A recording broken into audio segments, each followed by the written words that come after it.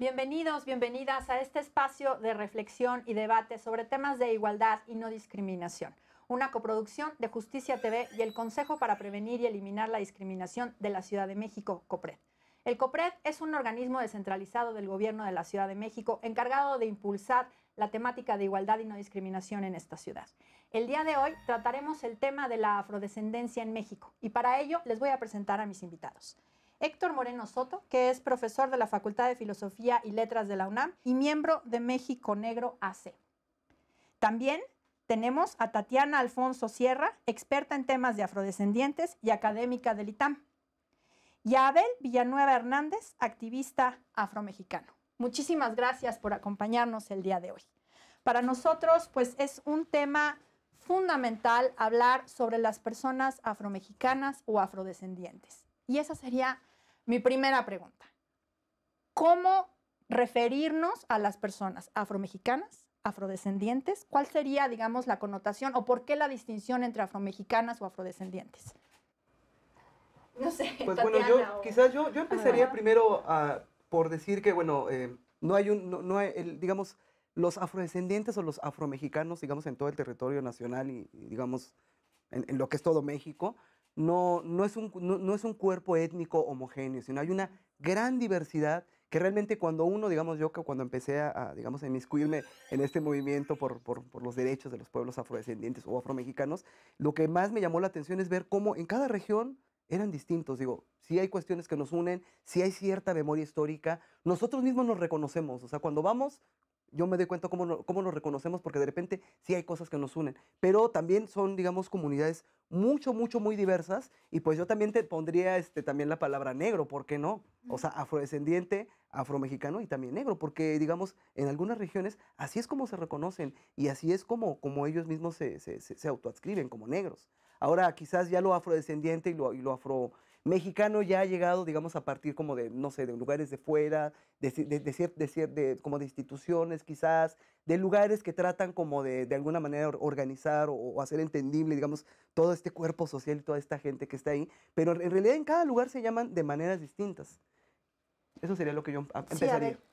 Bueno, en el caso del término afromexicano, pues es un término académico, el término afrodescendiente mismo es un término académico y posterior a eso un término políticamente correcto.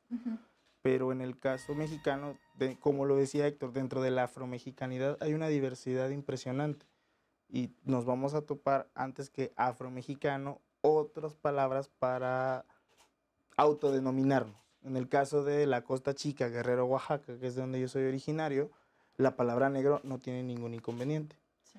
Como si la llega a tener en la zona de Mata Clara, de Cuitláhuac, en el estado de Veracruz, donde inclusive para afrodescendencia pues la palabra es jarocho. Ya. Mira, yo quería adicionar a esto que yo creo que el criterio fundamental que se aplica es que las categorías que el Estado y la sociedad tienen que comenzar a usar son las que las comunidades y pueblos reivindican. ¿Sí? Ese es el criterio básico. Entonces, el trabajo ahí en realidad, digamos, frente a la invisibilidad que tú señalabas al principio, es hacer el trabajo de, bueno, ¿cuál es la categoría identitaria que usted utiliza? ¿Cierto? Un poco porque afrodescendiente y afromexicano se convierten en categorías sombrilla para incluir una cantidad de pueblos y comunidades que son absolutamente diversos y que pueden sentirse cómodos o no con ciertas palabras, ¿cierto? Entonces el punto ahí es un poco sí construir desde abajo para la política pública, para la atención estatal, ¿no? Para la garantía de derechos y retomar las categorías con las que las personas se identifican en realidad como dentro de esa sombrilla afro-mexicano, afrodescendiente, que sí es más política. Claro, y además el uso de estas categorías, por ejemplo, platicábamos hace un momento relacionadas con el tiempo de la colonia, digamos, con esta categorización de las personas y el uso de la palabra mulato, por ejemplo, ¿no? Para la referencia hacia las personas afro. Y digo afro para hablar en general, afrodescendiente, afromexicana. ¿Cómo miran ustedes, digamos, la utilización de este tipo de categorías? ¿Se vale utilizarlas o cómo lo miran, pues? Si la interacción cultural te lo permite, yo creo que sí, pero, por ejemplo, lo decíamos hace rato, la palabra mulato en México técnicamente está en desuso. Si nos vamos a investigar y hacer trabajo de campo en las comunidades, Guerrero, Oaxaca, Zacatecas mismo, Coahuila y Veracruz, son palabras que están en desuso. Posiblemente en la Ciudad de México ya no, y es por la característica sobre la afrodescendencia que hoy se encuentra en la Ciudad de México. Pero como tal, como una palabra que reivindique como una esencia cultural o una práctica cultural en México, yo me atrevería a decir que no. Como decía Tatiana, en todas las prácticas de autoadscripción que tienen las diversas poblaciones afrodescendientes de todo el país, yo nunca he encontrado a nadie que se autoadscriba como mulato. Nunca, nunca. La única vez que he escuchado esas palabras vienen más bien de gente que viene como, digamos, de afrodescendientes que vienen de otros lugares, como de Cuba, como de Brasil, donde sí es utilizada, y ellos dicen es que soy mulato. Si encontramos en sus censos y en su literatura, sí es una palabra que se utiliza. Aquí en México yo nunca he conocido a nadie que diga yo soy mulato. Algunos se dicen mestizos, algunos se dicen afromijes, o sea, que quizás tenga algo que ver con eso, quizás es algo parecido, pero así como tal, como mulato, no. Y además, perdón, adelante, que tiene está bien. en lugares como Brasil tiene un apoyo político o está literal la palabra introducida en algún ordenamiento jurídico. En México la palabra afromexicano fue un término que se acuñó justo porque se decía que no se podía poner la palabra negro en la Constitución. Entonces que había que encontrar un nombre diferente. Y era la palabra afromexicano. Y así como hoy en el Segundo Constitucional Federal las palabras pueblos indígenas incluyen a musgos, chatinos, tlapanecos, mixtecos y demás. Sí. La palabra afromexicanos hoy incluye a los negros mascobos de Coahuila, a los jarochos de Veracruz, a los negros de la Costa Chica de Guerrero y Oaxaca, y así vamos a seguir encontrando los distintos grupos afrodescendientes del país. Pero muchas de estas palabras, inclusive como decías, de la época de la colonia, en la misma época de la colonia estaban en desuso. Sí, eran de fuera, digamos, era una manera de referirse a la gente, no una autoadscripción. Pero la apropiación cultural no se dio, al menos no tenemos un grupo en el aire descendiente. O sea, en el caso de lo afro, hoy tenemos poblaciones que se identifican como negros, pero es por una cuestión color. Yo creo que el primer término académico que apareció sería el de afromestizo y fue con Gonzalo Aguirre Beltrán. Porque inclusive 40, 50, el primer museo sobre cultura afrodescendiente en México se llamaba Museo de las Culturas Afromestizas. Y mira la fuerza de esta cuestión de cómo nombrar, digamos, a las personas desde ciertos lugares, porque ese término afromestizo, hay gente que lo sigue utilizando, se sigue utilizando en la literatura, se sigue utilizando a pesar de que ya no es quizás tan vigente. Sí, Tatiana. Yo quería decir sobre eso dos cosas importantes, que yo creo que hay que diferenciar también en dónde se usa la categoría y para qué, ¿sí? O sea, como primer rasero para el Estado, la política pública, etcétera, usted tiene que reconocer las categorías que funcionan operativamente para la gente, pues son categorías identitarias, ¿cierto? Ahora, otra cosa distinta es decir de dónde viene el término mulato. Yo estoy absolutamente de acuerdo, ¿cierto? Que en México ese es un término con poco linaje social, ¿cierto? En el sentido de que la gente no lo usa, no se siente identificado, etcétera, y en cambio, aparte como de la literatura comparada, que siempre lo tiene en América Latina, porque en Brasil está, en Colombia, en los países en donde todas las discusiones sobre identidad y la forma en que el derecho recoge esas categorías es más fuerte, siempre lo tiene. Entonces un poco que, como que llega es una importación un poquito artificial, ¿cierto? Ahora bien, el punto es que sí hay una categoría que comienza a volverse operativa, ¿sí? Para las personas y las comunidades como afromestizo, que efectivamente tiene esa historia en México tan interesante, pues si hay gente que efectivamente dice, yo soy afromestizo, ahí, digamos, de nuevo el Estado y como el lenguaje jurídico tiene algo que decir, ¿cierto?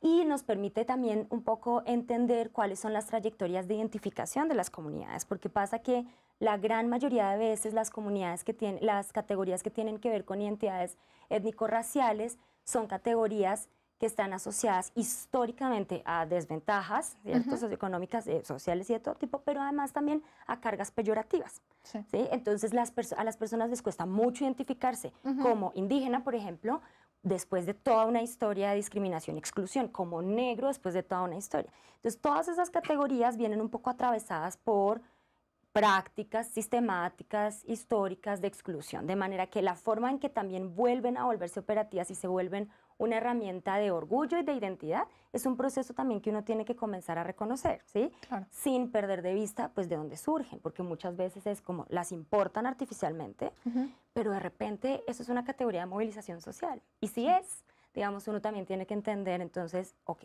cómo se está usando, quién la usa, quién se identifica con esto y qué representa dentro de la sombrilla de la identidad afro-mexicana. Claro, que era otra de las preguntas que quería yo hacerles. O sea, el tema de la autoadscripción o el tema de la autoidentificación. Hace un tiempo nos visitó en el consejo una persona, una activista de República Dominicana, y me decía, me llama mucho la atención que en México todavía las comunidades afro no, bueno, las comunidades probablemente sí, pero las personas aisladas, digamos, no se autoidentifican como afrodescendientes o afromexicanas en este entendimiento de justo lo que tú decías, ¿no? O sea, ¿cómo me voy a autoidentificar como parte de un grupo históricamente desigual e históricamente excluido? Entonces, ¿cómo podemos trabajar, digamos, en ese orgullo identitario, digamos, o en esa ubicación dentro de una autoidentificación o dentro de una parte colectiva, digamos? Es que lo colectivo lo origina un grupo. Entonces, si tenemos un ejemplo muy claro, hoy actualmente Baja California Sur es uno de los estados con una gran cantidad de población afrodescendiente en México. Desde la época de la colonia no tenemos el referente, pero en la época actual sí. Y es por una migración muy fuerte que se está dando de poblaciones de Costa Chica, Guerrero, Oaxaca, hacia esa zona del país. Entonces, allá está existiendo gente que se autorreconoce como afrodescendiente, pero justo porque se encuentra en colectividad. Es difícil que una persona que sale y vive sola o aislada, rodeada de personas con otra convivencia cultural, se autoidentifique como afrodescendiente. Y más en México, que es el país no blanco que se cree blanco. Entonces, sumémosle toda la carga negativa que en México ha significado, no solo de la colonia, sino ya quizás algo muy reciente, posrevolución, la famosa frase hay que mejorar la raza y demás cositas que han permitido que lo negro no sea algo de lo que nos debamos sentir orgullosos. O sea, nadie presume a la abuela negra de la costa o a la abuela negra de Veracruz. Presumes al supuesto abuelo español que quién sabe dónde quedó. Pero es que mi abuelo tenía ojos azules. Yo tenía ojos azules. Así. Necesitas blanquearte para atrás. Claro. Pero ese es el punto, digamos, de por qué las categorías es importante reconocerlas así. Porque es que justamente como la estructura racializada es tan fuerte, ¿cierto? Lo que estás haciendo es que siempre la gente se sienta obligada a hacer algo distinto que es blanco y azul, qué sé yo, con familia europea, ¿no? Que responde obviamente a una estructura que quiere invisibilizar ciertas identidades y hacerlas menos. Entonces uno se aproxima de forma más, digamos, reconocer cómo funciona, porque yo creo que hay un tema también en la identidad, la forma de construir las identidades que han sido negadas y excluidas mucho tiempo, que la gran mayoría de veces pasa dentro de procesos colectivos de socialización, pero a veces no. Y la identidad afro en América Latina, en particular de las personas urbanas, tiene eso, es otro proceso de construcción identitaria. Y es un proceso de construcción identitaria, digo, porque estamos haciendo historias de vida de personas afro en la Ciudad de México, que es como que nadie, toda la vida los han conocido y de repente, en los últimos años, como, pero tú eres mi amiga afromexicana, o tú eres mi amigo afromexicano. Y las personas, sí, y esos procesos identitarios son mucho más solitarios y un poco como que se apoyan en procesos colectivos que van surgiendo y que van reconfigurando las categorías, ¿verdad? Pero tienen características distintas. Y ese tipo de procesos tampoco los podemos negar, ¿cierto? Es como si yo descubro, ¿no? Descubro en el sentido de que voy construyendo la categoría identitaria como afromexicana, urbana, que no tengo ninguna relación con los procesos colectivos territoriales, que además también suelen hacerse como de forma muy restringida, ¿cierto? Pues bueno, esa es una identidad también que entra a movilizarse y que es válida dentro de los procesos de construcción de identidad. Tomando, digamos, el caso de la Ciudad de México, porque ahí sí, digamos, es una cuestión muy sui generis y quizás es un poquito como lo que nos reúne aquí, pues digamos, yo sí quisiera un poquito ir a la parte testimonial, digamos, como alguien que se reconoce como afrodescendiente y que nació aquí en la Ciudad de México. Y hay un dato curioso, aquí no hay una comunidad afrodescendiente en la que uno pueda como afincarse, como el caso de Abel, que está Coajinicuilapa, ¿no? O sea, no hay una comunidad. Lo que hay son individuos aislados que por ciertas características o ciertos fenotipos o por lugar de origen son diferentes al resto. En mi caso con mucha gente que yo conozco, porque desde que estoy, digamos, un poquito, digamos, apoyando el movimiento México Negro y todo, he estado conociendo mucha gente que está en mi misma situación, o sea, gente que de alguna manera nos reconocemos Y cuando compartimos nuestras propias historias nos damos cuenta de una cosa, porque lo he platicado con todos, así. Encontramos un punto en común. Realmente no es tanto que uno como persona se autoadscriba, sino es más bien la sociedad, en primer lugar, te señala, te recuerda, te dice, ¿tú de dónde eres? Digamos, ahorita tengo el pelo un poco corto, pero cuando me lo dejo largo, se me hace así como afro, ¿no? Entonces, eso de estar caminando por la calle, que te griten calimba, que cuando estás en la primaria y siempre eres el sorullo, eres el capullo, son, digamos, maneras en las que la sociedad siempre te está señalando como que tú no perteneces, tú eres una anomalía, eres algo anormal, y empiezas a crecer con eso.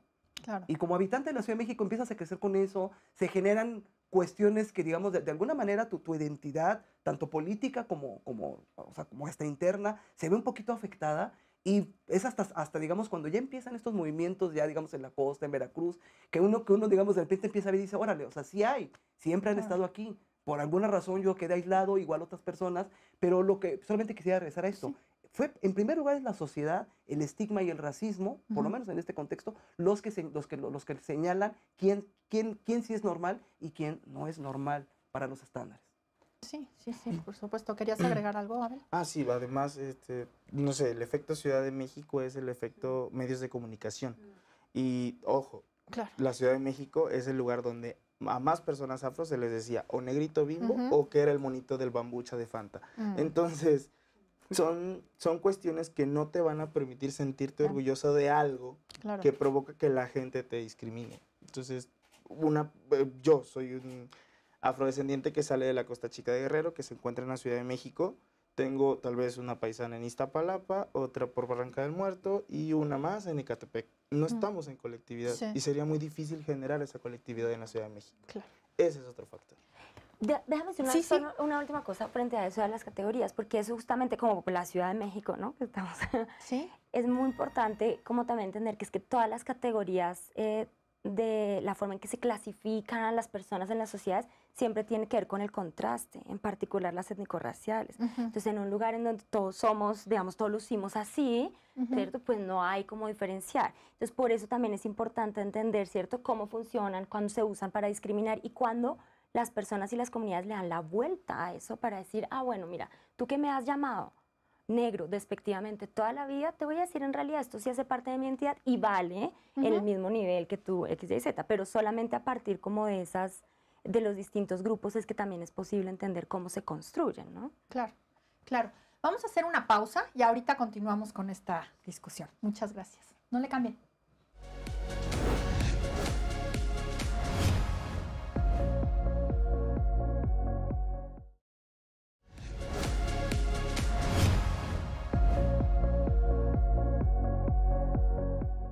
Bueno, pues continuamos platicando aquí con Héctor, Abel y con Tatiana. ¿Por qué sigue estando invisibilizada la comunidad, las personas afro en México? ¿Por qué todo esto que hemos estado platicando justamente, por qué sucede? ¿Por qué creen ustedes o cuál es su diagnóstico? Desde una perspectiva internacional. Yo creo que no, la pregunta es muy difícil porque es muy amplia, pero además también es causal. Y entonces, pues como muchas cosas, no hay como una causa única, pero yo creo que en perspectiva regional hay unas características de la forma en que la nación mexicana se ha construido que ha hecho que el debate sea más difícil de empujar, ¿cierto? Eso por un lado, porque México, a diferencia de otros países de América Latina, ha construido este mito sobre el que además hay muchas cosas pues escritas de moda, ¿no? Sobre la raza cósmica. Pero la raza cósmica mexicana no es como el mestizaje del resto de los países, que el mestizaje es, aquí todos nos revolvimos y se acabó. La raza cósmica hace como una cosa bastante interesante o tramposa y es que retoma, ¿cierto? Como tenemos algo mágico y cósmico de nuestra cultura indígena y luego eso nos da una especie como de supremacía, pero hay que borrarlo igual, ¿sí? Pero el hecho solamente de que retome algo que el resto de los países de América Latina borraron, hace que volver a retomar las diferencias sea más difícil, ¿sí? Eso, por un lado, yo creo que juega en términos de construcción de nación. Juega también que la movilización de los pueblos indígenas en México es muy fuerte y ha sido muy fuerte en el momento, digamos, de las transiciones, de las constituciones multiculturales en América Latina, que el movimiento indígena fue muy fuerte en todas partes, ¿sí? El mexicano fue muy fuerte y sigue siendo, digamos, muy fuerte con sus fragmentaciones y todo, y ha hecho, digamos, que las otras categorías estén un poco más al margen, digamos, ¿no? Eso, hay unas explicaciones que dicen que eso tiene que ver con factores demográficos, pero en realidad no siempre, como la demografía no explica, o sea, cuántas personas son no significa que la gente no se movilice, ¿no? Claro. Pero hace que un poco el debate esté dominado también por otros referentes distintos a los de América Latina, ¿sí? Y en México hay esa construcción de nación por siglos ha dicho que los afrodescendientes no están en México. No, claro, ahora con Sí, la que no discusión hay. de la reforma constitucional, mucha gente era como, pero ¿por qué se va a reconocer a las personas afromexicanas en la... O sea, no hay personas Claro. afromexicanas. De hecho, las personas afrodescendientes en nuestra historia han sido blanqueadas, Exacto. ¿no? Digo, y entonces en ese sentido, no sé, qué... Sí, no, déjame solo decir, como también porque tienen un referente racial muy claro, ¿no? Racial en el sentido de si yo veo que eres lo suficientemente negro, que es como, Ajá. ¿cómo así, no? Entonces tienes todas esas historias de los afro no son de acá, entonces no eres mexicano, entonces tú Sí. de dónde eres, Ujú. entonces vienes de otra parte. Y sí, digamos, es como, bueno, si eres mexicano, claro, pero en realidad no eres una persona negra, Ujú. eres mezclada, ¿no? Muy como que es moreno. muy fuerte, muy moreno. Que ha hecho que el debate y las categorías sea más difícil de movilizar, ¿no? Sí, sí, a ver. Bueno, Tatiana dijo algo importantísimo, el Estado-Nación. La Ujú. construcción del Estado-Nación en México es lo que ha hecho que se tenga el nivel de desconocimiento que se tiene en México. Se escucha como, y quizás hasta tedioso, estarlo repitiendo tanto, pero el haber blanqueado a personajes como Guerrero y como Sí. Morelos es lo que ha permitido que el desconocimiento en México sobre la raíz afrodescendiente continúe y se encuentre en todos lados. No vamos lejos. Hoy la identidad afrodescendiente veracruzana, inclusive en el puerto, la ciudad que construyeron los afros en México, bueno, hoy todo el mundo piensa que es moreno porque es cubano Ujú. o porque la abuela era cubana. Entonces borras de entrada todo un proceso de mestizaje y de historia que la gente no va a conocer no por su culpa, sino porque realmente la historia se borró. No hay libros de texto en México que permitan que se difunda la historia de los afrodescendientes, de cómo llegaron personas africanas esclavizadas, porque aquí no llegaron esclavos, llegaron personas esclavizadas. Ujú. Y su proceso de llegada a este territorio es muy diferente al pueblo judío, por ejemplo. Hoy todavía en México nos hemos topado con discursos que son como, claro, muy bien, bienvenido, y nos encanta la raíz africana, como la raíz judía y la raíz china. O sea, aún así se intenta como darle el lugar a otros grupos cuyo proceso de llegada a nuestro país fue muy diferente. Y es lo que hoy permite que cuando personas afro de comunidades como Guerrero, Oaxaca, que es lo que en su mayoría me ha tocado conocer más a mí, rompen esta frontera regional, se topan en su momento con un ¿de dónde eres? Seguramente centroamericano, canta el himno nacional, tu credencial de lector, no te creen que sea tuya, creen que es falsa, porque en México no hay negros. Claro. Y si a eso le sumamos discursos de personas que representan al mismo Estado, Ujú. demostrando un desconocimiento sobre afrodescendencia, pues la historia para las poblaciones no va a acabar nunca. Claro. Claro, bueno, y digamos, cuando hacemos como la comparación como a nivel regional, pensando en el caso como de Colombia, de Brasil, pues vamos, por ejemplo, en México, pues realmente las poblaciones, digamos, de origen afrodescendiente se distribuyeron por todo el país. Hubo un intercambio genético en sus diversos lugares, un intercambio cultural, que hizo que cada una tuviera un desarrollo distinto. Entonces, digamos, a veces cuando uno revisa estas poblaciones, pero viéndolo con una mirada digamos, de lo que es el racismo clásico, que tiene que ver con color, pues sí uno puede decir, órale, o sea, cuando vas, así, y me lo han dicho, es que en Cuba sí hay negros, es que en Brasil sí hay negros, es que en Colombia sí hay negros.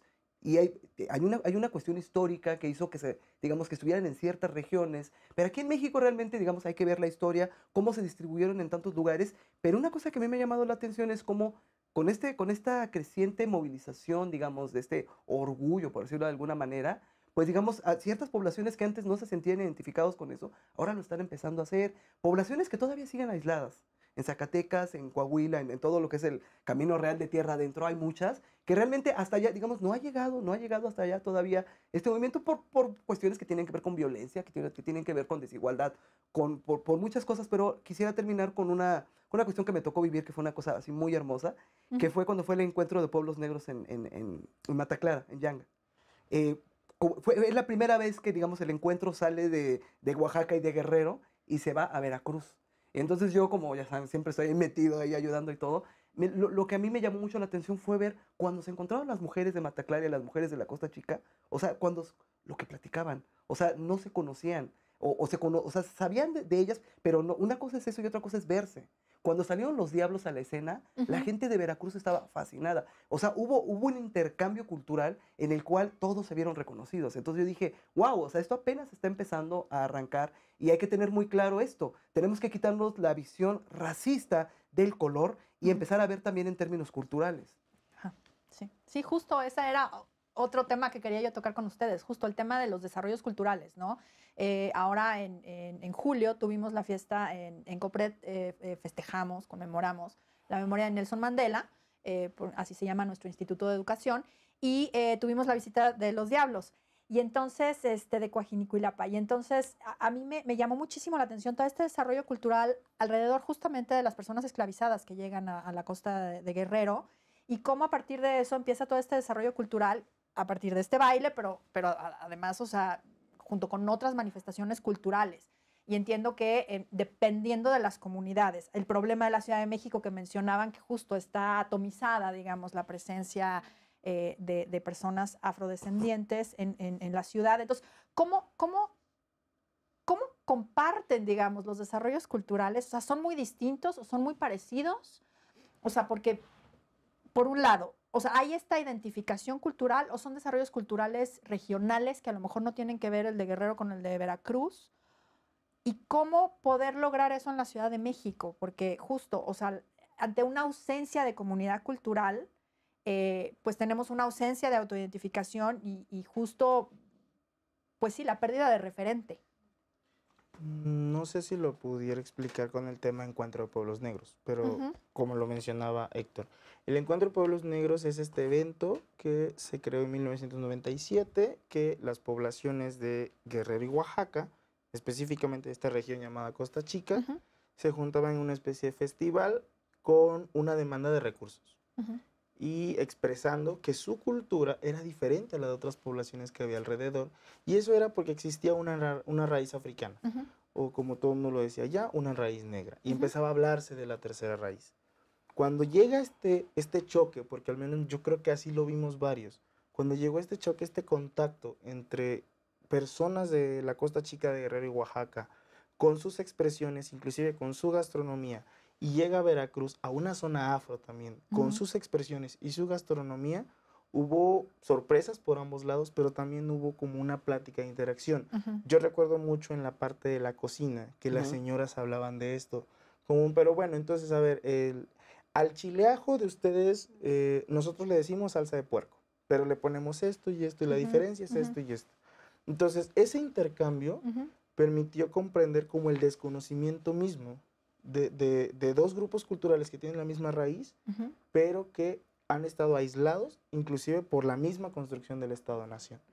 Porque quizás en Veracruz hay gente que sabe que existe afro, que existe una raíz afro, como lo pasa en Guerrero, pero no tienen esta conexión. Inclusive hay personas que hoy podríamos encontrar similitudes entre lo afro de Tuxpan y lo afro de Florencio Villarreal en la costa de Guerrero. ¿Qué es lo que tienen en común estos dos lugares? Que ambos puntos pertenecieron al estado de Puebla en un momento. Entonces eso nos puede dar una explicación, pero no tenemos dónde estudiar. Al generar estos choques, y si a eso le sumamos llegar a la Ciudad de México, donde no existe un debido fomento a las expresiones culturales afro, se va a perder. O sea, yo lo vería desde esa perspectiva. La invisibilidad de las personas afromexicanas es porque técnicamente nadie sabe de entrada qué son las personas afromexicanas. Y no existe realmente un programa o, ¿cómo decirlo?, un plan para rescatarlo desde la perspectiva del Estado.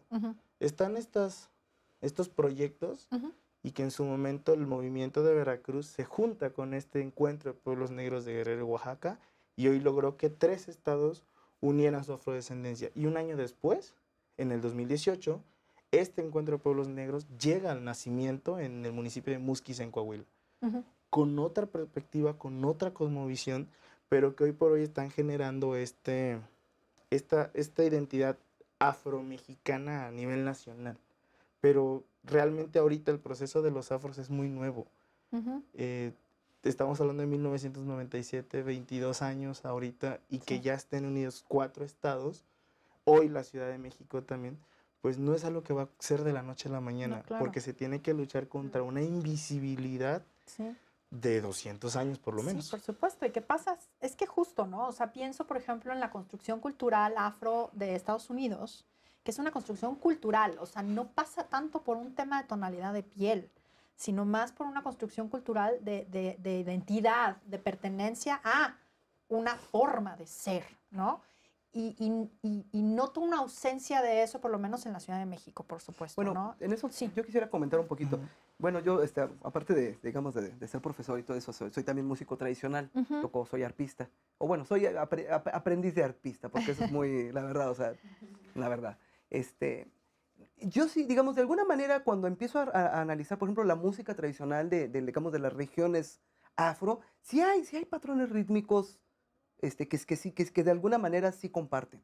El uso de la tarima, por ejemplo, en México, por ejemplo, los afrodescendientes no tienen tambor. Hay leyendas que dicen que la Santa Inquisición lo prohibió. El hecho es que los negros en México no tienen tambor, pero tienen tarima.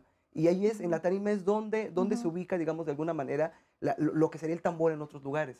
Entonces, cuando uno analiza, digamos, esos ciertos patrones, ciertos contratiempos en la música, sí empiezas como así como a ver, ¿no? Y dices, órale, también en Michoacán y también en Veracruz. Y lo que sucede en la Ciudad de México es que también, digamos, estos periodos de violencia tan terrible que hemos estado viviendo últimamente, ha hecho que en la Ciudad de México hay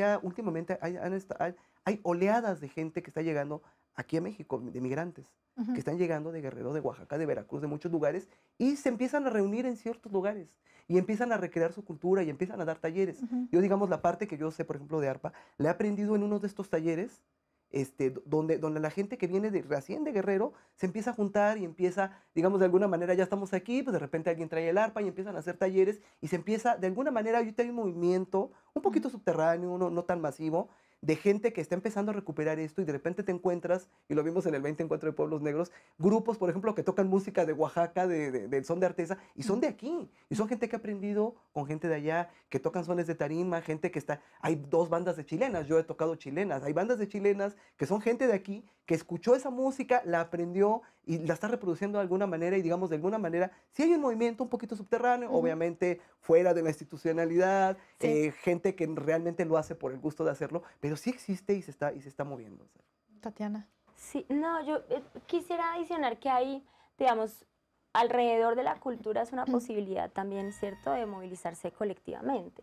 Pero triste y paradójicamente, paradójicamente no, porque esos, digamos, los patrones históricos muestran eso, y es que la fragmentación de las personas afrodescendientes, para usar esa categoría amplia, pues se debe a prácticas estatales, que en donde básicamente usted tenía políticas de asimilación o políticas abiertas de exclusión y discriminación. Entonces, por eso usted tiene como ciertos patrones geográficos que luego efectivamente en los encuentros puede como reconstruir comunalidades, cosas en común, porque digamos hay historias que se reconstruyen, etcétera. Pero también la forma en que las sociedades estigmatizan, discriminan y excluyen, no en vano las categorías son tan difíciles de recuperar, ¿sí? Y esa también es un elemento para poder entender cómo las colectividades se van juntando, en particular porque en la Ciudad de México también, no solamente por la historia, sino que en la historia más reciente, y eso va a seguir pasando, ¿cierto? Y es que muchas más personas se desplazan de otros estados a la Ciudad de México por razones de seguridad, y entonces un poco como que comienza la gente a ver, ah, sí, ¿tú de dónde vienes? Y entonces eres otra cosa, etcétera. Pero eso significa que alrededor de esas experiencias también se movilizan esas identidades, incluso si las personas no reivindican una característica cultural particular, ¿no? Y creo que eso es importante también verlo como en movimiento, básicamente. Claro, y también ¿no? con la migración ahora de Centroamérica principalmente, pero también de muchos otros lugares, ¿no?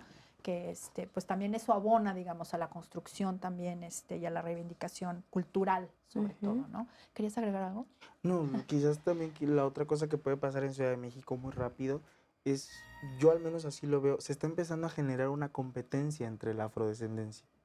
porque existe esta afrodescendencia de la historia muy reciente por migraciones inclusive de países africanos que hubo en los 70s a nuestro país y que hicieron familia en la Ciudad de México y que hoy son mexicanos y es parte de la afromexicanidad, pero no es la única afromexicanidad. Y la Ciudad de México tiene las características de las que habla Héctor. O sea, chilenas en la Ciudad de México se han tocado todo el tiempo.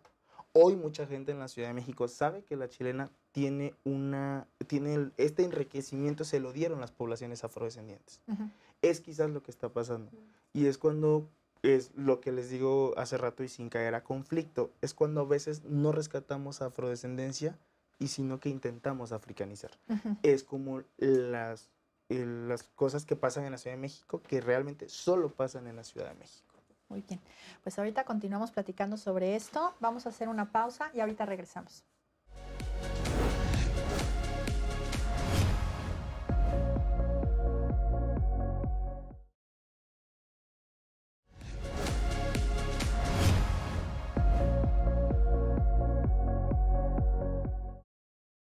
Bien, pues estamos de vuelta platicando con Héctor, con Abel y con Tatiana. Bueno, pues tenemos ya un reconocimiento constitucional en el artículo 2 de la Constitución General y también en la Ciudad de México, en la Constitución, en el artículo 11 está reconocida la obligación, digamos, de establecer medidas positivas hacia las personas afrodescendientes. ¿Qué le toca hacer al Estado? Porque ya tenemos un reconocimiento constitucional, que esto tiene que aterrizarse en políticas públicas, tiene que aterrizarse en, pues, el trabajo conjunto con las personas afrodescendientes, con las comunidades afrodescendientes. ¿Qué tenemos que hacer? La pregunta igual. Lo que siguen son leyes secundarias, eso no le queda duda a nadie. Y justo lo que sigue es no permitir que a nivel federal suceda lo que pasó en algunos estados con sus constituciones locales. Porque este reconocimiento constitucional federal viene de un proceso de exigencia y de lucha, pero en su momento teníamos 2 constituciones que ya habían reconocido a población afro, Oaxaca y Guerrero respectivamente. Pero no existió realmente una ley secundaria. O sea, en el caso de Guerrero... Se reconoció y ahí se reconoció ya, y en el caso de Guerrero algo muy, muy, muy específico, la ley 701 de los pueblos indígenas del estado de Guerrero. Hoy es la ley 701 de los pueblos indígenas y afromexicanos del estado de Guerrero. Solo anexaron una palabra a una ley que no está construida a partir de sus sistemas de convivencia. Es lo que no se puede permitir que pase a nivel federal. La misma ley secundaria es lo que va a obligar a que ciertas instituciones del estado optimicen sus recursos o su trabajo en beneficio de las poblaciones afro. Educación, salud, vivienda, comunicaciones y transportes creo que tienen que ser las principales si tomamos en cuenta la situación de las poblaciones afro. Porque el movimiento afro no empezó nada más porque las comunidades quisieran bailar la danza de los diablos por todo el país. No, es porque faltaba carretera, faltaba escuelas, faltaban hospitales, faltaba inclusión de su historia misma en los libros de texto. Y es lo que sigue. O sea, lo que sigue es vigilar que el reconocimiento constitucional sea efectivo. Claro, que haya una inclusión efectiva. Totalmente. ¿No? Sí, Tatiana. Sí, no, a mí me gusta pensar es en términos del cómo y no solo el qué, ¿cierto? Porque yo sí creo es como, eso es claro, y hay unas cosas que uno tiene que tratar de evitar. Por ejemplo, evitar que en la regulación, ¿cierto? Bien con leyes secundarias o bien incluso en los procedimientos más básicos, lo que el Estado comience a hacer es asignar expectativas arbitrarias a la población afromexicana, ¿sí? Es como, yo asumo, me imagino que los afromexicanos y las afromexicanas son de tales características y entonces de repente está en un reglamento que las comunidades te tienen que demostrar cosas, no te tienen que demostrar nada, ¿no? Y eso es un vicio muy común con estas reformas. Entonces la forma de aterrizarlo tiene que implicar no imponer expectativas sobre esas comunidades, identificar claramente en dónde hay efectivamente acceso asimétrico a bienes y servicios y derechos, ¿no?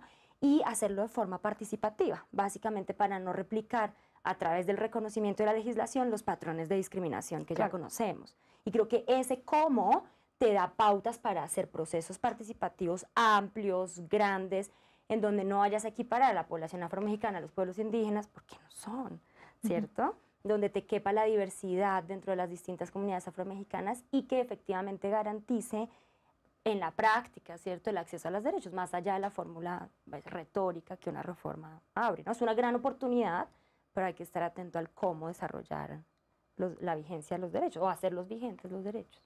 Sí. Bueno, y en este sentido sí va a ser necesario un debate muy interesante porque, digamos, las necesidades, o no sé, digamos, no sé cómo decirlo sin que suene feo, los rezagos, las desigualdades que existen en regiones de población afrodescendiente son completamente distintos a los que existen aquí en la Ciudad de México. Ujú. O sea, allá, por ejemplo, hay ciertas cuestiones de política pública que sí se pueden implementar, ciertos ramos que sí se pueden, digamos, fortalecer, pero en el caso de la Ciudad de México, yo estaba pensando, a ver, becas, o sea, ¿cómo se podría atacar el problema aquí? Y yo estaba pensando, bueno, si aquí, digamos, la mayoría de la población afrodescendiente está atomizada, realmente, ¿qué es lo que digamos, el afrodescendiente, qué es lo que sufre aquí en la Ciudad de México? Los niveles socioeconómicos no son los mismos, no se sufre la misma pobreza ni la misma desigualdad. ¿Qué es lo que se sufre aquí? ¿Qué se sufre aquí?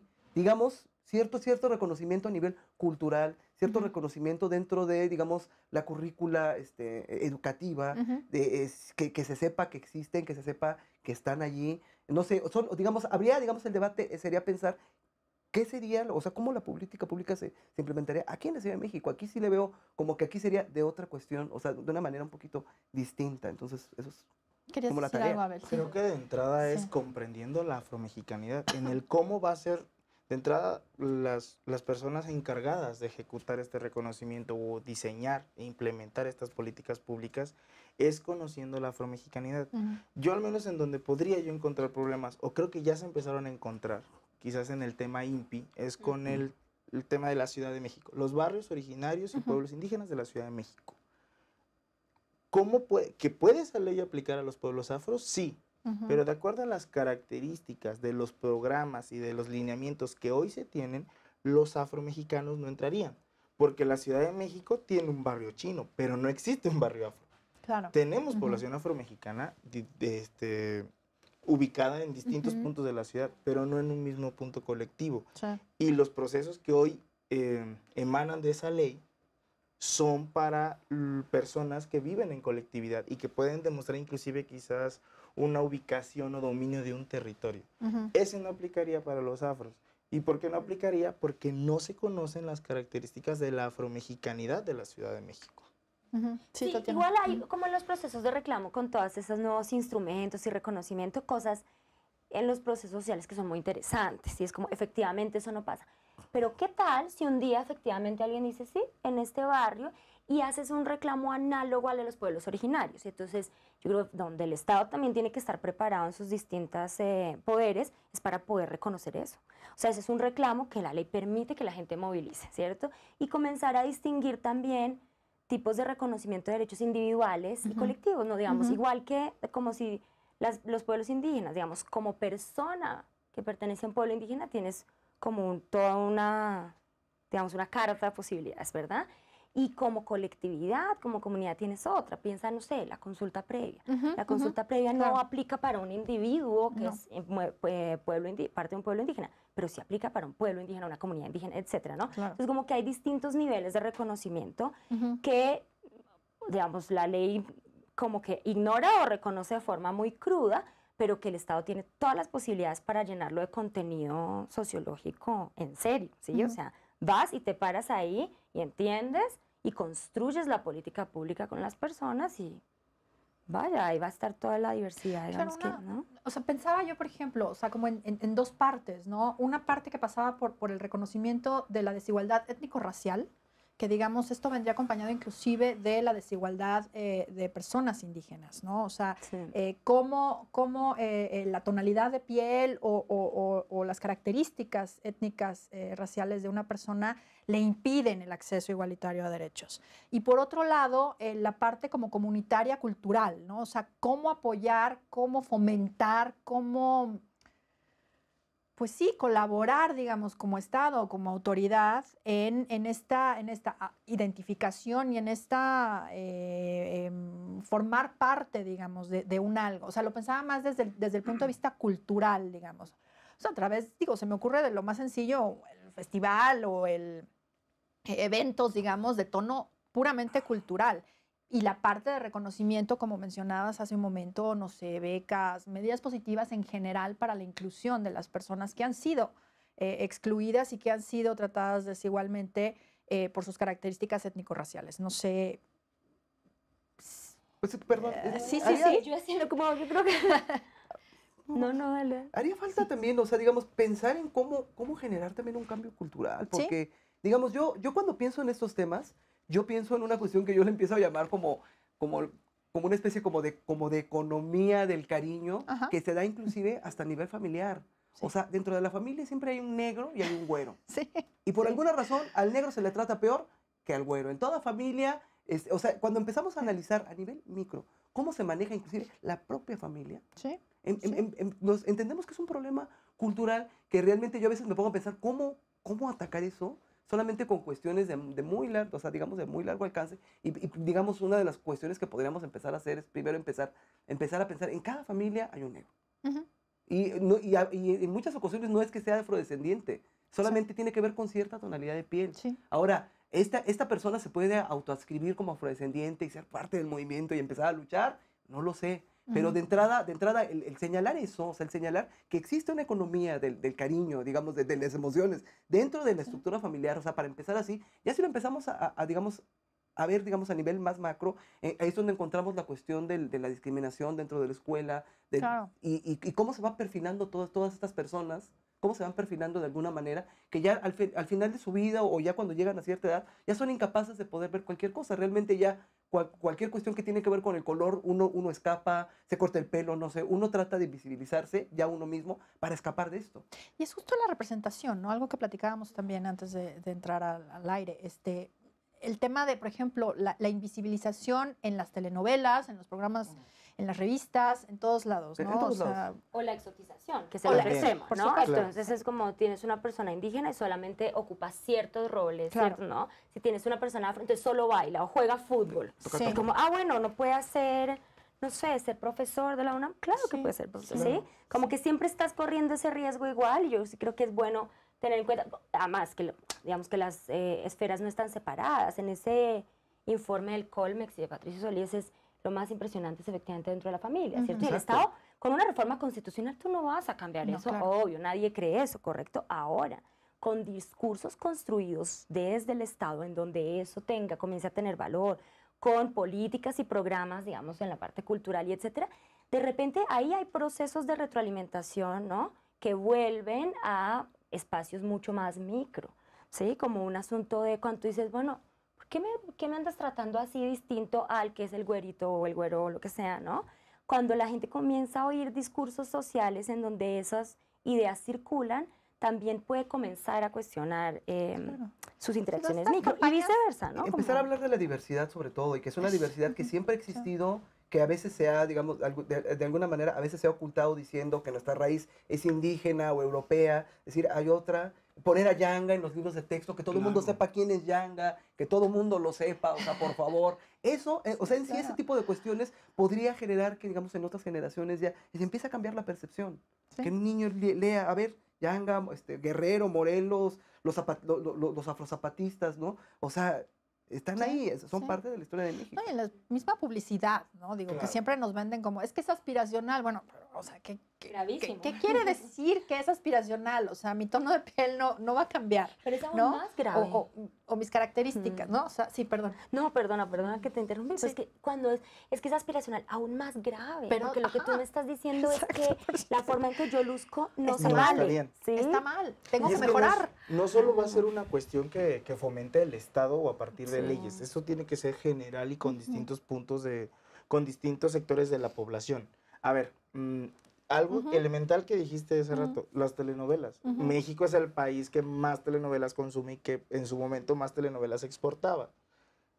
¿Cuándo has visto personajes afros en las telenovelas mexicanas que Y los si había, retraten como Era mexicanos? absolutamente exótico y ridículo. Y eran extranjeros. así, Eran digamos. extranjeros. Sí, Entonces, sí, sí, sí, tenemos sí, sí, actores, sí. inclusive actrices Sí. negros, y si te Ujú. quieres cerrar a eso, Ujú. los teníamos en México. Sí. Pero hacían personajes de extranjeros Sí, en el mismo México. sí, Entonces, frente a eso, pues vas a tener la construcción de identidad que se tiene ahí en México. claro. En México realmente la gente no puede sentir a una persona afro como mexicana Mm. porque no lo tiene en su visión. O sea, en esta visión de construcción de sociedad no lo tiene. Eso del lado de la televisión. En el lado educativo, ¿dónde has visto que Guerrero y Morelos Yanga, era o sea, afro? Yanga mismo para el estado de Veracruz. Imagínense. O sea, inclusive hoy, de la manera en que se retrata en el proceso colonial a las personas que estuvieron en México en calidad de, bueno, esclavizadas, perdón, pero es insultante y es incoherente cómo es que los especialistas en el tema académico y educativo y pedagógico permitan la creación de esos contenidos. O sea, en el caso de Guerrero se tiene, muy polémico este libro, la página 40 del libro de tercer año de Guerrero, 2 niños llenos de tierra en el suelo tocando un tambor. De entrada, la población afrodescendiente del estado de Guerrero no es tamborera. No hay tambor. No hay tambor. Y esa es la forma en la que se muestra lo afro. Y simplemente es de niños afromexicanos. Y se acabó. No hay más. Sí, sin entender, digamos, la diversidad.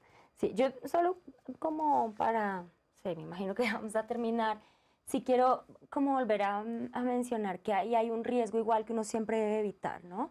Y es exotizar y esencializar, digamos, que reproduce como las prácticas de discriminación, porque además es muy fácil, es como, afros, bueno, tambores, digamos, porque se te ocurrió, ¿sí?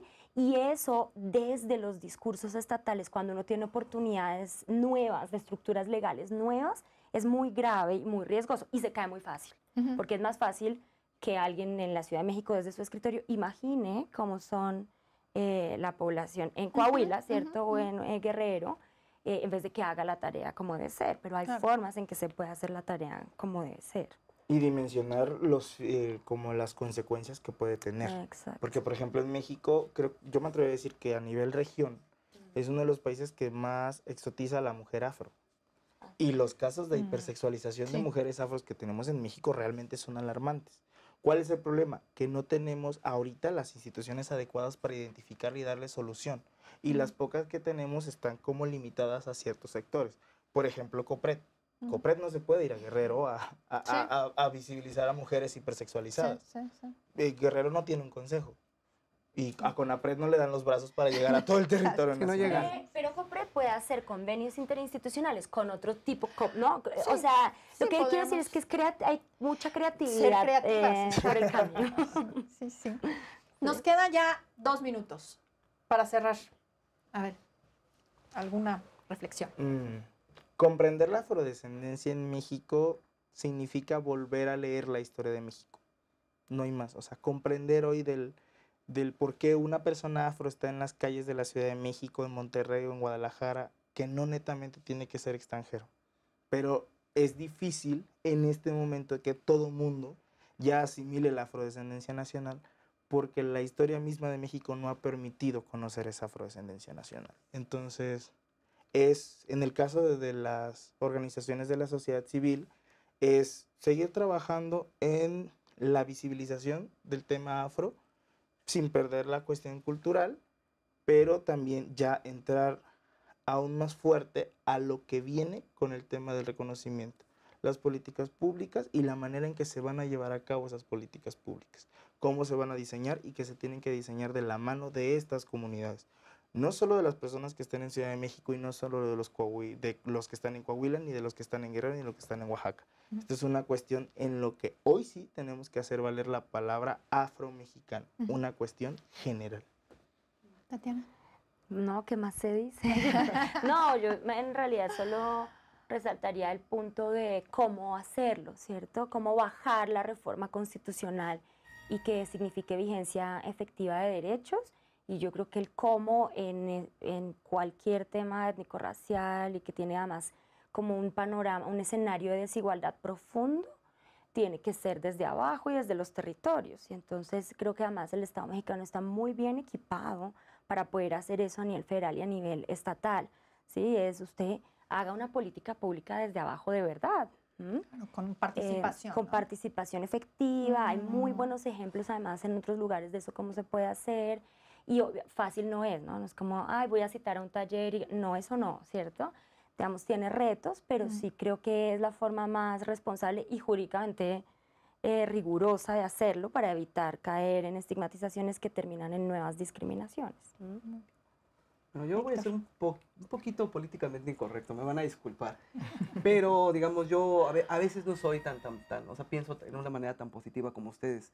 A mí siempre me gusta más apostarle a la sociedad civil y a la comunidad más que al Estado y la institución, porque ahí es donde se inventa todo. Y bueno, mi experiencia que tuvimos, y Abel también la comparte, en lo que fue el 20 Encuentro de Pueblos Negros que fue en la Ciudad de México, fue estar mendigando en las instituciones, fue estar pidiendo, una cuestión casi ofensiva, de que te citan a una hora y te tienen esperando y a la mera hora no te dan el recurso. O sea, realmente, digamos, realmente el esfuerzo para generar el 20 Encuentro de Pueblos Negros fue un esfuerzo que realmente los organizadores, o sea, pusimos dinero, pusimos tiempo, salió el evento, fue hermoso ver a las comunidades por fin, o sea, volverse a encontrar, dialogar, empezar a llegar a puntos, digamos, a puntos, digamos, en común, digamos, hasta la cuestión de pasarse los números de teléfonos. Digamos, esa es la cuestión que a mí me llama mucho la atención, que creo que ahí es donde, digamos, esta parte que a veces la institución no ve, de cómo la sociedad civil de alguna manera se organiza. Entonces, quizás yo pensaría un poquito que una apuesta podría ser también seguir apostando a la sociedad civil. La sociedad civil se puede organizar, lo tiene que hacer, son ellos los que lo tienen que hacer, no las instituciones. Digo, hay honrosas, o sea, sí hubo instituciones que nos apoyaron como COPRED, pero en la mayoría de los pasos, en la mayoría de los momentos, se les juro, fue estar mendigando. Yo me sentía a veces humillado, se los digo en serio, me sentía humillado en cómo nos trataban, y les juro que el evento, o sea, salió porque Dios es muy grande y salió el evento y qué bueno que salió, pero no, o sea, realmente eso se tiene que cambiar. Absolutamente, pues tenemos un enorme compromiso frente a nosotros, un enorme reto. Y bueno, pues nada más por ahora, agradecerles, Héctor, Tatiana, Abel, muchísimas gracias por haber estado con nosotros. Seguramente volveremos a tratar este tema en este programa. Y pues nos vamos, muchísimas gracias. Nos vemos a la próxima. Es una